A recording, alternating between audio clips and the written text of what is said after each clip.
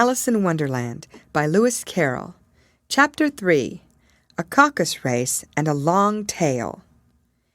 They were indeed a queer-looking party that assembled on the bank, the birds with draggled feathers, the animals with their fur clinging close to them, and all dripping wet, cross and uncomfortable. The first question, of course, was how to get dry again. They had a consultation about this, and after a few minutes it seemed quite natural to Alice to find herself talking familiarly with them as if she had known them all her life. Indeed, she had quite a long argument with the Lory, who at last turned sulky and would only say, "I am older than you and must know better." And this Alice would not allow without knowing how old it was, and as the Lory positively refused to tell its age, there was no more to be said. At last the Mouse, who seemed to be a person of authority among them, called out, "Sit down, all of you, and listen to me. I'll soon make you dry enough." They all sat down at once in a large ring, with the Mouse in the middle. Alice kept her eyes anxiously fixed on it, for she felt sure she would catch a bad cold if she did not get dry very soon. "Ahem," said the Mouse with an important air. "Are you all ready? This is the driest thing I know. Silence all round, if you please. William the Conqueror, whose cause was favored by the Pope, was soon submitted to by the English, who wanted leaders and had been of late much accustomed to usurpation and conquest. Edwin and Morcar, the Earls of Mercia and Northumbria—" "Ugh!" said the Lory with a shiver. "I beg your pardon," said the Mouse, frowning, but very politely. "Did you speak?" "Not I," said the Lory hastily. "I thought you did," said the Mouse. "I proceed.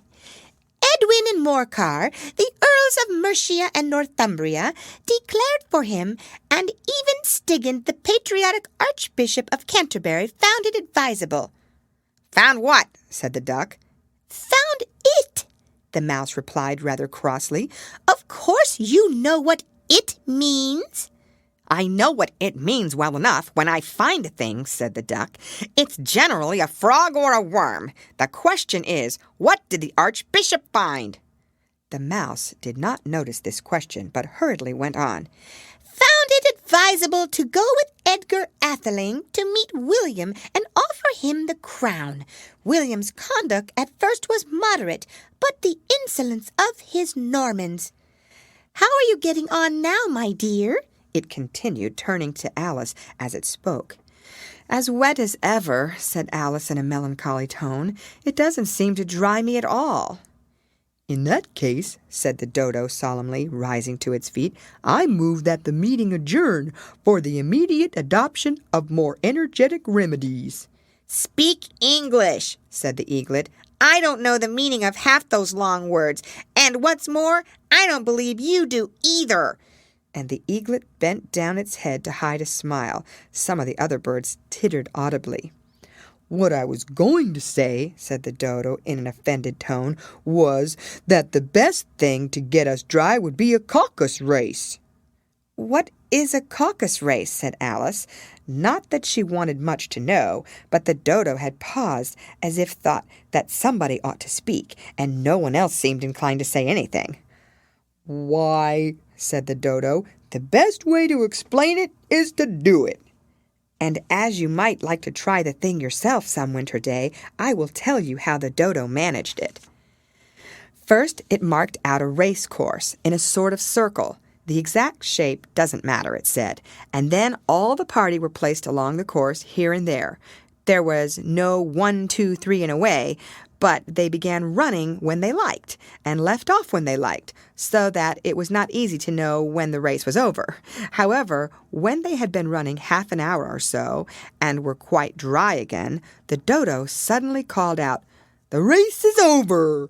And they all crowded round it, panting and asking, "But who has won?"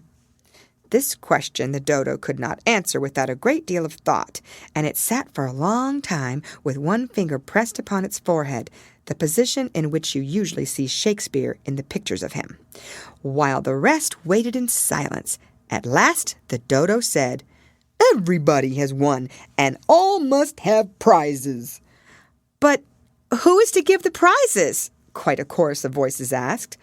"Why, she, of course," said the dodo, pointing to Alice with one finger, and the whole party at once crowded round her, calling out in a confused way, "Prizes! Prizes!" Alice had no idea what to do, and in despair she put her hand in her pocket and pulled out a box of comfits. Luckily, the salt water had not gotten into it, and handed them round as prizes. There was exactly one apiece all round. "But she must have a prize herself, you know," said the mouse. "Of course," the dodo replied very gravely. "What else have you got in your pocket?" he went on, turning to Alice. "Only a thimble," said Alice sadly. "Hand it over here," said the dodo. Then they all crowded round her once more, while the dodo solemnly presented the thimble, saying, "We beg your acceptance of this elegant thimble." And when it had finished this short speech, they all cheered. Alice thought the whole thing very absurd, but they all looked so grave that she did not dare to laugh, and as she could not think of anything to say, she simply bowed and took the thimble, looking as solemn as she could. The next thing was to eat the comfits. This caused some noise and confusion, as the large birds complained that they could not taste theirs, and the small ones choked and had to be patted on the back. However, it was over at last, and they sat down again in a ring and begged the mouse to tell them something more. "You promised to tell me your history, you know," said Alice, "and why it is you hate C and D," she added with a whisper, half afraid that it would be offended again. "Mine is a long and sad tale," said the mouse, turning to Alice and sighing. "It is a long tale, certainly," said Alice, looking down with wonder at the mouse's tail. "But why do you call it sad?" And she kept on puzzling about it while the mouse was speaking, so that her idea of the tale was something like this. Fury said to a mouse that he met in the house, "Let us both go to law, I will prosecute you." "Come, I'll take no denial, we must have a trial, for really this morning I've nothing to do."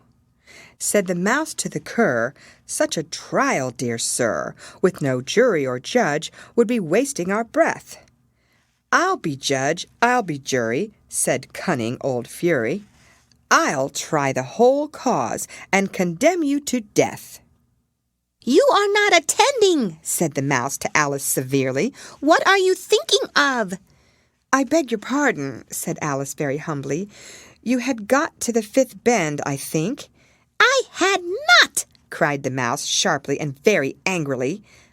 "A knot," said Alice, always ready to make herself useful and looking anxiously about her. "Oh, do let me help to undo it." "I shall do nothing of the sort," said the mouse, getting up and walking away. "You insult me by talking such nonsense." "I didn't mean it," pleaded poor Alice, "but you're so easily offended, you know." The mouse only growled in reply. "Please come back and finish your story," Alice called after it, and the others all joined in chorus. "Yes, please do." But the mouse only shook its head impatiently and walked a little quicker. "What a pity it wouldn't stay," sighed the lory as soon as it was quite out of sight, and an old crab took the opportunity of saying to her daughter, "Ah, my dear, let this be a lesson to you never to lose your temper. Hold your tongue, Ma," said the young crab a little snappishly. "You're enough to try the patience of an oyster." "I wish I had our Dinah here, I know I do," said Alice aloud, addressing nobody in particular. "She'd soon fetch it back." "And who is Dinah, if I might venture to ask the question?" said the lory. Alice replied eagerly, for she was always ready to talk about her pet. "Dinah's our cat, and she's such a capital one for catching mice, you can't think. And oh, I wish you could see her after the birds. Why, she'll eat a little bird as soon as look at it." This speech caused a remarkable sensation among the party. Some of the birds hurried off at once. One old magpie began wrapping itself up very carefully, remarking, "I really must be getting home. The night air doesn't suit my throat." And a canary called out in a trembling voice to its children, "Come away, my dears. It's high time you were all in bed." On various pretexts, they all moved off, and Alice was soon left alone. "I wish I hadn't mentioned Dinah," she said to herself in a melancholy tone. "Nobody seems to like her down here, and I'm sure she's the best cat in the world. Oh, my dear Dinah, I wonder if I shall ever see you any more." And here poor Alice began to cry again, for she felt very lonely and low-spirited. In a little while, however, she again heard a little pattering of footsteps in the distance, and she looked up eagerly, half hoping that the mouse had changed his mind and was coming back to finish his story.